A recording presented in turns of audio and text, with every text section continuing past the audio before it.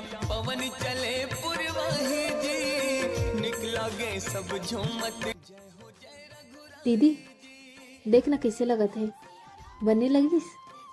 हाय कत्तिक सुंदर सजा है मधु, सच में बहुत सुंदर दिखत है।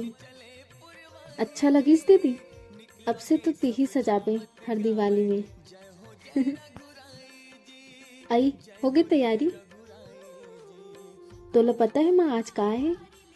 आज राम लला विराजमान होते अयोध्या में। का समूह मन सबो झन जा पाते, अयोध्या जाना जरूरी है का? राम भगवान आज सिर्फ अयोध्या में नहीं, पूरा दुनिया के हर एक घर में जाके विराजमान होने वाला है। सबो भक्त के हृदय में जाके विराजमान होने वाला है। तो अयोध्या जाना जरूरी है का? अपन घर ला अयोध्या जैसे सजा दो। हाँ माँ।